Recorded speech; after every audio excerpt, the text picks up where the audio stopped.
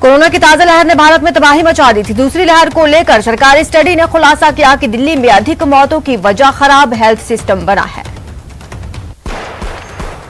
CoWIN app पर registration हुआ आसान। सरकार ने कोविन ऐप अब हिंदी समेत 10 अन्य भाषाओं में लॉन्च की।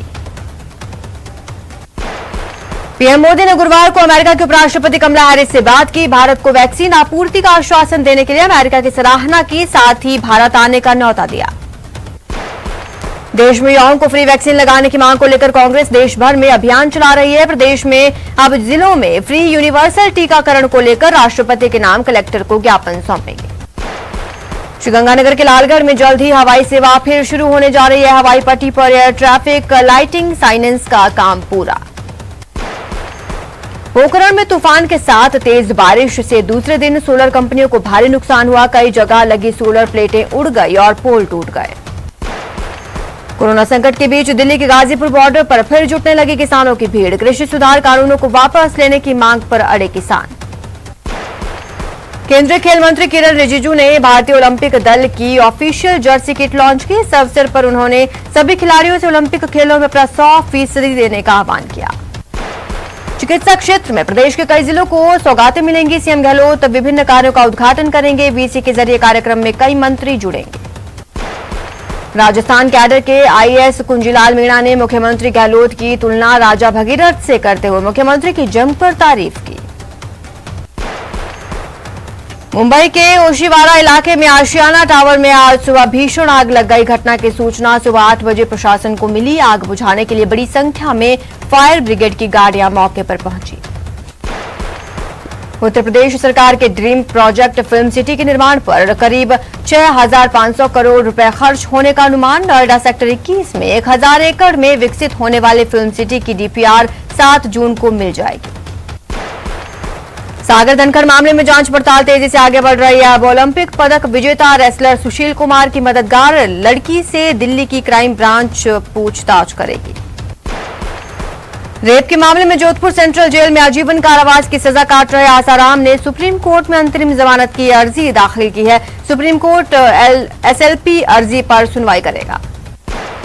राजस्थान के कुछ हिस्सों में पिछले 24 घंटों में हल्की से मध्यम बारिश दर्ज की गई। 5 जून तक कई जिलों में आंधी बारिश का सिलसिला जारी रह सकता है। एक के बाद एक तूफान ने जैसलमेर में जबरदस्त तबाही मचाई। करीब 1 महीने में ये तीसरा तूफान है जिसमें सबसे ज्यादा नुकसान डिस्कॉम को हुआ। पिछले 24 घंटों में 1,32,364 नए कोरोना केस आए हैं। 2,713 संक्रमितों की जान चली गई। वहीं मरुधरा में 24 घंटों में 1,258 केस सामने आए। 44 लोगों ने अपनी जान गंवाई। बिहार में 24 घंटे में कोरोना के 1,106 मरीज मिले। एक्टिव मरीजों की संख्या 11,430। वहीं मध्य प्रदेश में 12 साल से कम उम्र वाले बच्चों के अभिभावकों को वैक्सीनेशन में मिलेगी प्राथमिकता। शिवराज सरकार का बड़ा फैसला, विदेश में पढ़ाई करने वाले छात्रों को भी लगेगा टीका। कोटा में कोरोना पॉजिटिव मरीजों के आंकड़ों में गिरावट के साथ मौतों के आंकड़ों की रफ्तार भी अब थमने लगी। पिछले 24 घंटों में कोरोना से मात्र 2 मरीजों की मौत। सवाई माधोपुर में कोरोना के मरीजों के रिकवर होने के बाद संक्रमितों और उनके परिजनों में चिंता और डर, जिसके चलते जिला अस्पताल में पोस्ट कोविड क्लिनिक और 10 बेड का वार्ड बनाया गया।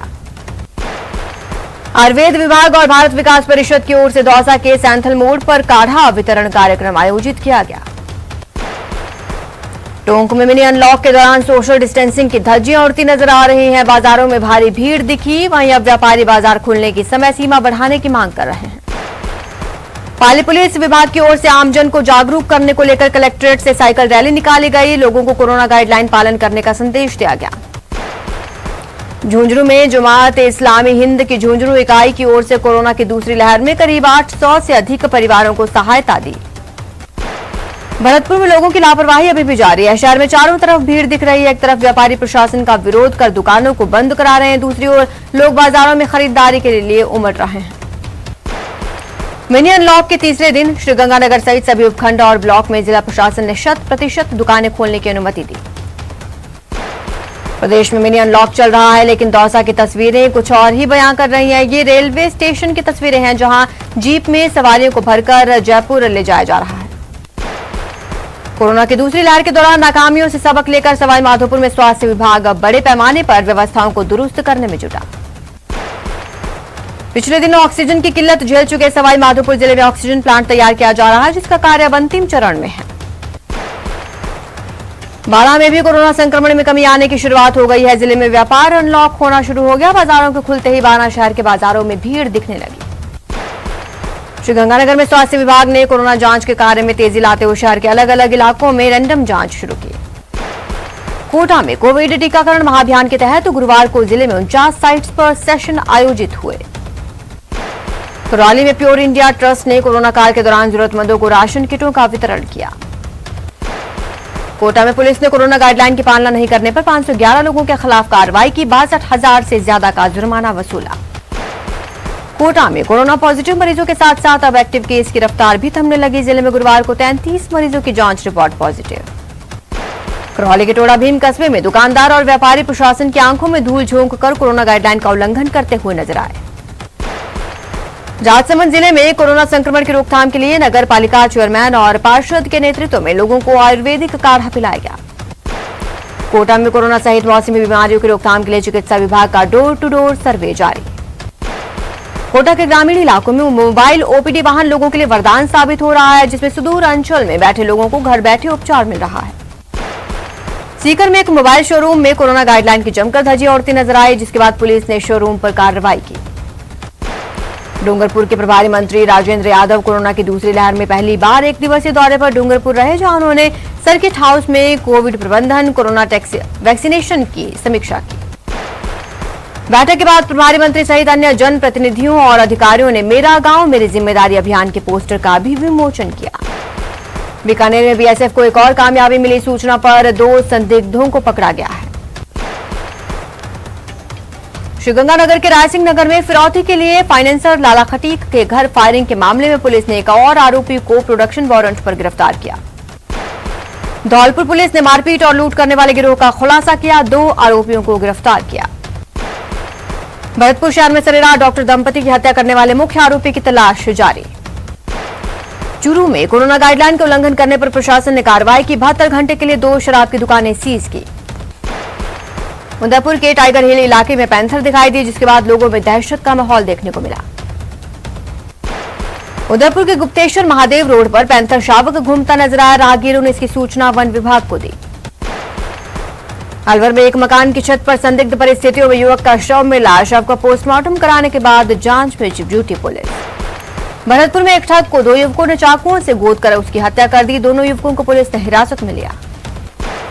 करौली के खारवाड़वास में चोरों ने सोने मकान को निशाना बनाया। ताले तोड़कर हजारों की नकदी और सामान पर हाथ साफ।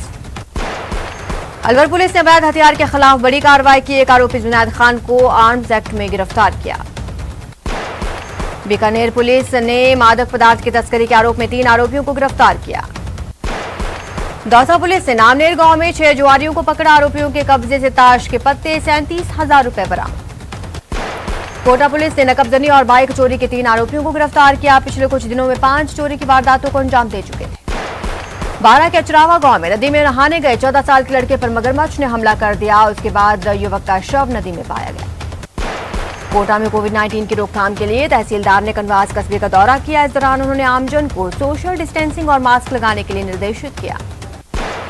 कोटपूतली के जयपुर दिल्ली हाईवे पर 3 दिन पहले हुए गोलीकांड के मामले को लेकर 2 विभाग आपस में उलझ गए। फिलहाल पुलिस मामले की जांच में है। धौलपुर जिला के प्रताप मार्केट में बच्चों को झगड़े को लेकर 2 पक्षों में झगड़ा हो गया, जिसमें दोनों पक्षों में जमकर लाठी डंडे चले।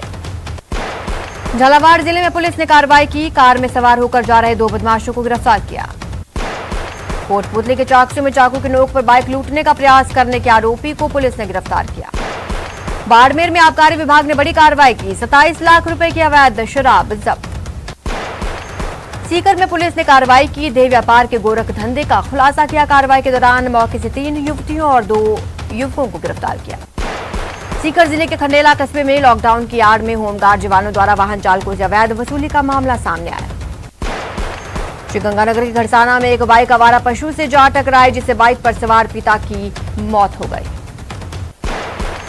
राजसमंद के चारभुजा थाना इलाके में हैंडपंप पर नहा रहे वृद्ध पर विद्युत लाइन का तार टूटकर गिर गया। इससे करंट की चपेट में आने से वृद्ध ने मौके पर ही दम तोड़ दिया।